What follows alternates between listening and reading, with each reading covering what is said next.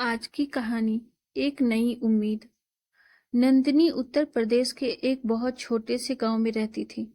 इस गांव के आसपास बहुत से शहर बसे थे, पर गांव की स्थिति बहुत ही खराब थी, खास तौर से औरतों और लड़कियों की।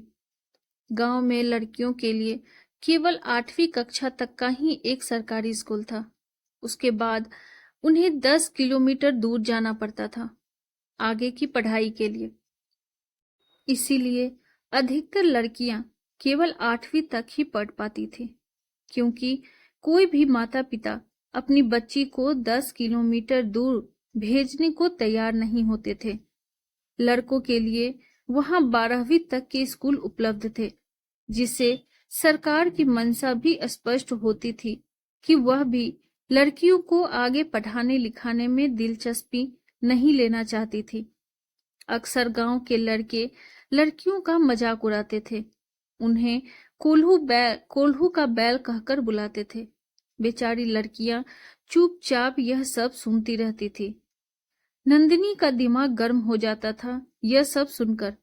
देखना, एक दिन इन सबको दिखा दूंगी कि कोल्हू का बैल क्या कर सकता है। नंदिनी ने अपनी सहेलियों से कहा, छोड़ न नंदू, हमारी किस्मत में यही लिखा है। तू इन लड़कों के मुंह मत लगाकर। कल को कुछ ऊंच नीच हो गई तो इन लड़कों को कोई कुछ नहीं कहेगा, इल्जाम हम पर ही आएगा। नंदिनी की सहेली ने उसे समझाते हुए कहा। हम इनसे इतना क्यों डरते हैं सविता? नंदिनी ने गुस्से में कहा। क्योंकि हम लड़कियां हैं नंदू, हम कुछ नहीं कर सकते। और ना, जिसे तू सबक सिखाने की बात कर रही है ना, वो कौन है तू जानती है ना? सविता ने कहा। होगा वो सरपंच का पोता, पर गांव तो हम सब का है। एक दिन सरपंच जी भी मानेंगे कि हम लड़कियां इन लड़कों से कम नहीं हैं, नंदिनी बोली। कुछ माह बाद 2020 में कोरोना वायरस की महामारी घोषित हो गई। देखते ही देखते शहरों के साथ साथ यह बीमारी गांव में भी फैलने लगी। नंदिनी का गांव भी इससे अछूता नहीं रहा। गांव के मर्द इस महामारी की चपेट में आ चुके थे, पर उस गांव की तरफ किसी का ध्यान नहीं था। सरकार शहरों को बचाने में लगी हुई थी, गांव की तरफ देखने की फुर्सत कहाँ थी। हर रोज गांव में मरीजों की संख्या बढ़ रही थी। छोटे छोटे घरों में किसी को अलग रखने की सुविधा कहाँ से लाते? गांव के हालात दिन पर दिन खराब होते जा रहे थे। गांव के सरपंच, मुखिया और अन्य लोग कुछ नहीं कर पा रहे थे। वो तो अपने परिवारों को बचाने में लगे हुए थे। बस अब और नहीं, ऐसे हम अपने लोगों को मरने के लिए नहीं छोड़ सकते। सरकार जब तक कुछ करेगी तब तक आधा गांव इस महामारी की चपेट में आ चुका होगा, नंदिनी ने कहा। पर हम कर भी क्या सकते हैं? सरपंच और मुखिया तो खुद के परिवार को बचाने में लगे हैं। वो तो गांव के लोगों के घरों में झांक कर भी नहीं देख रहे, सुमन बोली। ये जंग अब हमें लड़नी है, अपनों को बचाने की जंग। तुम सब मेरे साथ हो तो हाथ बढ़ाओ, नंदिनी ने कमर कसते हुए कहा। हम सब साथ हैं, सबने एक साथ बोला। सबसे पहले नंदिनी और उसकी सहेलियों ने मिलकर गांव के अंदर आने वाले तीनों रास्तों को बंद कर दिया। उसके बाद घास फूस, लकड़ियां और रस्सियों के इस्तेमाल से 2-3 झोपड़ियां बनाई। फिर घर घर जाकर पुराने गद्दों का इंतजाम किया। उन्हें उन झोपड़ियों में बिछाकर हर घर में इस वायरस से बीमार पड़े लोगों को वहां भेजा, जिससे उनकी बीमारी से उनके परिवार वाले चपेट में ना आए। गांव में डॉक्टर भी उपलब्ध नहीं थे, तो नंदिनी ने इंटरनेट के जरिए इस बीमारी के आयुर्वेदिक इलाज ढूंढे, पर इन्हें वो अकेले नहीं बना सकते थे। इसके लिए नंदिनी ने गांव की औरतों के आगे गुहार लगाई। आप सब हमारा सहयोग करिए। इस बीमारी से लड़ने के लिए हमारे पास दवाएं नहीं हैं, पर देसी इलाज से भी हम इस बीमारी से लड़ सकते हैं। क्या आप सब अपनों को बचाने की इस जंगल में हमारा साथ देंगी? नंदिनी ने उम्मीद से उनकी तरफ देखते हुए कहा। बिल्कुल नंदू बिटिया, तुम इतना कर रही हो गांव के लिए, तो हम इतना सा न कर सकते हैं क्या? इमरती ने दूसरी औरतों की तरफ देखते हुए कहा। सभी ने एक स्वर में इमरती की बात का समर्थन करते हुए कहा, हम सब तुम्हारे साथ हैं। सभी औरतों ने नंदिनी के बताए नुस्खों के हिसाब से आयुर्वेदिक दवाएं बनानी शुरू कर दी। उन दवाओं से मरीज सही हो रहे थे। मरीजों की देखभाल के लिए सभी लड़कियों ने गांव की अन्य औरतों के साथ मिलकर मास्क और दस्ताने तैयार किए। मरीजों की देखभाल करने के लिए सबने सुबह शाम की ड्यूटी निर्धारित की। एक दिन सुमन भागती हुई आई। अरे, सरपंच के पोते को वायरस ने जकड़ लिया है। विदेशी दवा भी काम नहीं कर रही है। हमें क्या करना है? सरपंच ने बुरे वक्त में कौन सा गांव का साथ दिया जो हम उनकी या उनके परिवार की फिक्र करें? सविता बोली। नहीं सविता, वो गलत है तो हम भी गलत बन जाएं क्या? नहीं, मैं अभी आती हूँ। नंदिनी ये बोल सरपंच के घर की तरफ चल पड़ी। नंदिनी को देखते ही सरपंच ने उसके आगे हाथ जोड़ते हुए कहा, बिटिया, बचा लो हमारे लल्ला को। आप घबराइए मत सरपंच जी।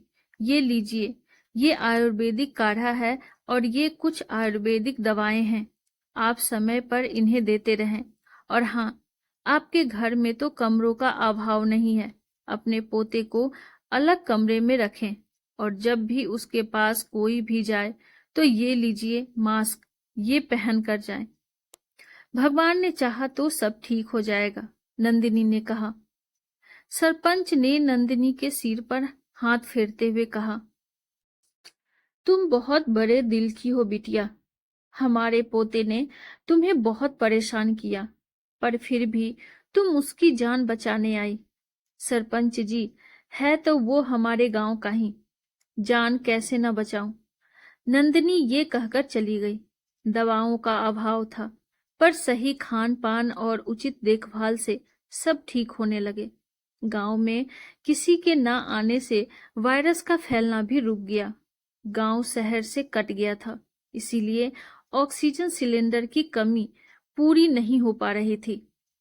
खुद नंदिनी के आग्रह पर गांव के सरपंच ने सरकारी कर्मचारियों से बात की, पर कोई मदद गांव तक नहीं पहुंच पाई। कमाल है बिटिया, किसी को हमारे गांव की पड़ी ही नहीं। सब शहरों को बचाने में लगे हुए हैं। कोई सोच ही नहीं रहा कि यहाँ भी इंसान रहते हैं। सरपंच निराश हो बोले। नंदिनी ने उन्हें आश्वासन देते हुए कहा, कोई बात नहीं सरपंच जी, हम अपने लोगों को खुद बचाने की कोशिश करेंगे। जितने बच जाएंगे भगवान की हम पर मेहर ही होगी। कुछ बुजुर्गों और महिलाओं की मौत हुई क्योंकि समय पर ऑक्सीजन सिलेंडर का इंतजाम नहीं था गांव में। इसका मलाल नंदिनी और उसकी सभी सहेलियों को था, पर उनके बस में जितना था उन्होंने किया और अपने गांव को कुछ महीनों बाद कोरोना मुक्त कर दिया। आज गांव के सरपंच ने सभी लड़कियों को उनकी समझदारी और बहादुरी से महामारी का सामना करने और सभी गांव वासियों को इस महामारी की चपेट से बाहर निकालने के लिए पुरस्कार देने का आयोजन किया है। मंच पर पहुंचकर सरपंच ने कहा, नंदिनी बिटिया और गांव की हमारी अन्य छोरियों ने आज हम सबके प्राणों की रक्षा कर हमें नया जीवन दिया है। तारीफ के लिए शब्द नहीं है मेरे पास। नंदिनी बिटिया ने सभी गांव वालों को जिस तरह एकजुट करके इस महामारी से सामना करने की सीख दी, वो सच में प्रशंसा के लायक है। आज हम गांव की हर बिटिया के लिए 10,000 नगद राशि की घोषणा करते हैं। यह हमारी तरफ से उनके ब्याह के लिए उनके माता पिता को भेंट है। अब मैं नंदिनी बिटिया को मंच पर बुलाना चाहूंगा। आओ, मंच पर आओ। पुरस्कार स्वीकार करने जब नंदिनी मंच पर पहुंची और सबको संबोधित करते हुए कहा, मुझे खुशी है कि हम इस महामारी को हरा सके। सारे गांव वालों के सहयोग से ही ये हो पाया, पर इस महामारी ने हमारे बहुत से बुजुर्गों को हमसे छीन लिया है। काश हम उन्हें भी बचा पाते, पर हम सब ने एक सबक जरूर सीखा कि एकजुट होकर हम बड़ी से बड़ी विपदा से भी लड़ सकते हैं। फिर वो सरपंच की तरफ देखकर बोली, सरपंच जी, यदि आप हमें पुरस्कृत करना चाहते हैं तो हमारे लिए गांव में 12वीं तक के विद्यालय खुलवा दीजिए। हम सब लड़कियां आपकी बहुत आभारी रहेंगी। हमें भी लड़कों की तरह पढ़ने का मौका दीजिए, जिससे हम भी अपनी पहचान बना सकें। पढ़ लिख कर हम और सही तरीके से अपने गांव की सेवा कर पाएंगे। सरपंच जी ने नंदिनी से वादा किया और उसे पूरा भी किया। आज गांव में 2 कन्या विद्यालय हैं, जिसे धीरे धीरे पक्का बनाया जा रहा है। गांव की हर लड़की अब साक्षरता और उच्च शिक्षा की तरफ बढ़ रही है। अब सब लड़कियों के लिए एक नई सुबह का आरंभ हो चुका है। आपको हमारी ये कहानी कैसी लगी, कमेंट बॉक्स में जरूर बताइए। और ऐसी ही ढेरों सारी कहानियों के लिए वीडियो को लाइक, शेयर और चैनल पे नए हैं तो सब्सक्राइब करना ना भूलें। Thank you.